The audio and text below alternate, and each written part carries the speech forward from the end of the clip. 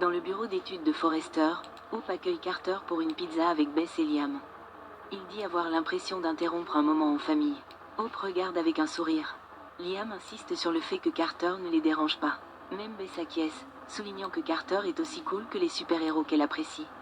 Tandis que Liam plaisante avec Bess. Carter dit qu'il se croit en plein milieu d'une affaire et propose de partir. Mais Hope continue de lui sourire. Carter reporte la soirée pizza, ce qui oblige Liam à expliquer le concept de report à Bess. Il dit qu'il doit partir pour faire l'inventaire et Bess répond qu'elle adorerait l'accompagner. Carter dit que Bess pourrait être directrice des opérations un jour.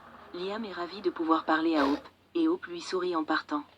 Une fois parti, Liam dit que Carter est un gars formidable avec leur fille et Hope acquiesce. Hope dit que Carter est formidable avec Bess, et Liam est d'accord.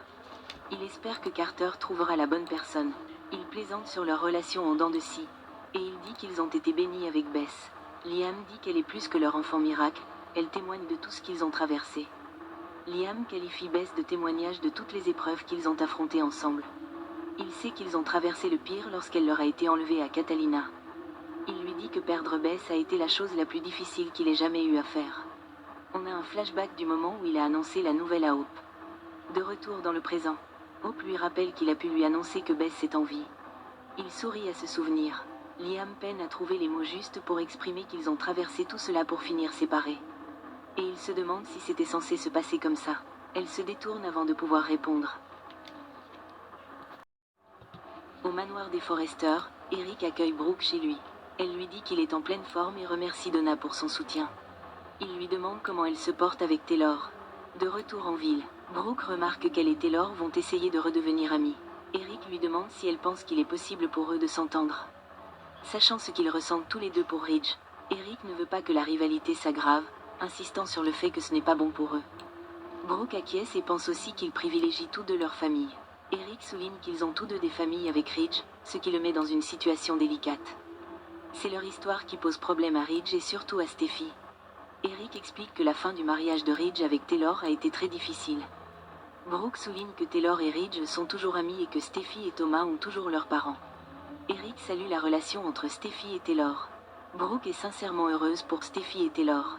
Eric vante Taylor comme un modèle, et il ajoute que Brooke est aussi un excellent modèle et qu'ils ont tous une famille formidable. Brooke dit qu'elle ne s'inquiète pas pour Taylor, car elle sait qu'elle et Ridge étaient faits pour être ensemble. Elle embrasse Eric pour avoir remonté son ego, puis retourne au bureau. Au bureau principal de Forrester, Steffi vante les chiffres du partenariat entre Kaleo et Brooks Bedroom. Ridge ne semble pas très enthousiaste et lui demande si cela a un rapport avec Taylor. Ridge essaie d'atténuer ses inquiétudes. Steffi lui répond que Taylor fait passer tout le monde en premier et qu'elle est fière d'elle. Mais elle s'inquiète de tous les efforts qu'elle déploie pour créer son entreprise à Los Angeles et que son cœur n'y est peut-être pas. Elle se demande s'il se passe quelque chose. Puis elle insiste auprès de Ridge pour savoir pourquoi il passe autant de temps avec elle. Steffi insiste encore davantage auprès de Ridge, lui demandant s'il y a quelque chose qu'elle ignore à propos de Taylor. Elle ne comprend pas ce qui se passe, mais les choses semblent différentes.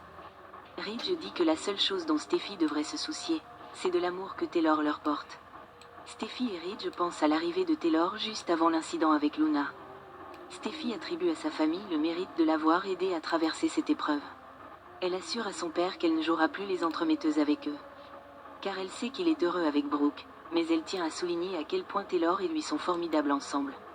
Elle sait que si Taylor avait besoin de lui, il serait là pour elle et elle ferait de même pour lui. Elle demande pourquoi Ridge n'est pas avec Taylor, et il élude la question.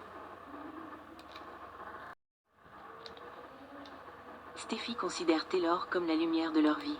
Ridge adore la relation qu'elle entretient avec sa mère. Steffi craint que la vie à Los Angeles soit difficile pour Taylor à cause de Brooke. Elle ne blâme pas Ridge, car il a été sensible à ses besoins.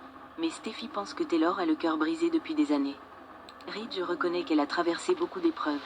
Brooke arrive et entend Steffi dire à quel point Taylor a besoin de Ridge en ce moment, plus que jamais. Il la serre dans ses bras sous le regard de Brooke.